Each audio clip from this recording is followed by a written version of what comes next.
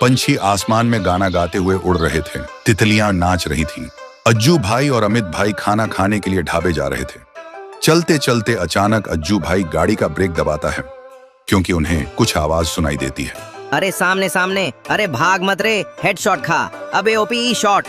वो दोनों गाड़ी से उतरते हैं और देखते हैं राइस्टार पेड़ के पास बैठकर अजीब हरकतें कर रहा है। दोनों उसके पास जाते हैं। तभी राइस्टार बोलता है, अबे नू बड़े, जल्दी से मेडिकेट दे। ये सुनते ही अज्जू भाई और अमित भाई हक्का बक्का रह जाते हैं। अमित भाई अज्जू भाई से बोलता है, अरे मामू, ये बिना फोन के कैसे गेम खेल रहा है? अज्जू भाई बोलता है, शायद इसका दिमाग का फ्यूज उड़ गया है गेम खेलते खेलते।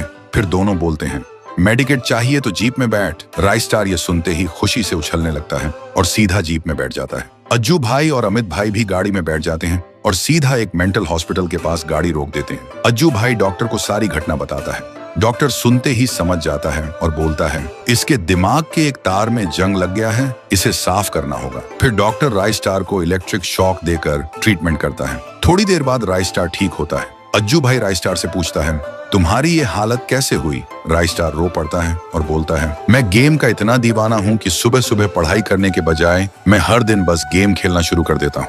एक दिन मैं बड़े मजे से गेम खेल रहा था, तभी मेरी मॉम आई और बोली, तुझे टाइम का भी ख्याल है? स्कूल कौन जाएगा जब देखूं बस गेम ही गेम। मैं बोला, ठीक है मॉम, शांत हो जाओ, मैं तैयार होता हूँ। फिर मैं नहाने लगता हूँ। नहाने के बाद स्कूल का ड्रेस पहन के तैयार होता हूँ और नाश्ता करने बैठ जाता हूँ।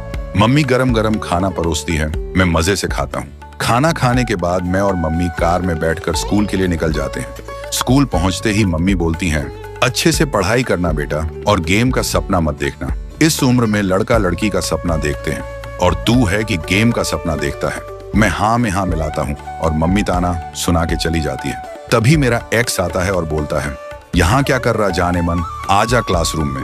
मैं उससे बोलता हूँ, तू जा चुड़ैल, मुझे पढ़ाई नहीं करनी। फिर वो गुस्सा होकर क्लास में चली जाती है और मैं चुपचाप स्कूल से भाग जाता हूँ। उधर मेरी बेचारी मॉम मुझे स्कूल छोड़ने के बाद खेत में काम करने लगती है। आंखों में आंसू लेकर बोलती है, एक दिन मेरा राइस्टार पढ़ लिख कर बड़ा आदमी बनेगा, तब मुझे ये सब नहीं करना पड़ेगा। लेकिन मैं स्कूल से दौड़ते दौड़ते घर आता हूँ और तुरंत ग्रैंड मास्टर पुश करने लग जाता हूँ। उधर स्कूल शुरू होता है। टीचर क्लास में आकर सबको घूरता है और बोलता है, आज राइस्टार दिखाई नहीं दे रहा। तभी मेरा एक्स बोलती है, मास्टर जी बेवफा, राइस्टार आज स्कूल बंक किया है। ये सुनते ही मास्टर जी का खून खौल जाता है और मम्मी को कॉल करता है। उधर मम्मी सुकून से काम कर रही थी। फोन की घंटी सुन के मम्मी घबरा जाती है। फिर कॉल रिसीव करती है। मास्टर जी बोलते हैं, बहन जी आज राइस्टार फिर से स्कूल बंक किया। ये सुनते ही मॉम का गुस्सा फट पड़ता है। वो बोलती है, आज उस हराम का पिल्ला को बताती हूँ। फिर मम्मी गाड़ी उठाती है और घर की तरफ निकल जाती है। घर पहुंचते ही वो सीधा मेरे कमरे में घुसती है और गुस्से से बोलती है, हराम का पिल्ला, स्कूल बंक करके गेम खेलेगा, रुक जा अभी बताती हूँ। फिर मम्मी मुझे डंडे से मारने लगती है। काफी देर तक पिटाई करती है। मेरे पीठ पर डंडे के निशान पड़ जाते हैं, लेकिन वो रुकती नहीं। फिर मैं रोते रोते बेड में जाकर सो जाता हूँ और मॉम गुस्से में बोलती है, एक बार और गेम खेला तो शादी करवा दूंगी। लेकिन मैं डर के मारे कुछ नहीं बोला। फिर रात होती है। मम्मी घोड़ा बेचकर सो रही थी और मैं धीरे धीरे उठता हूँ और फिर से गेम खेलना शुरू कर देता हूँ। तभी मेरी आवाज से मम्मी की नींद टूट जाती है। वो गुस्से से मेरे रूम में आती है और चिल्लाती है, हराम का पिल्ला।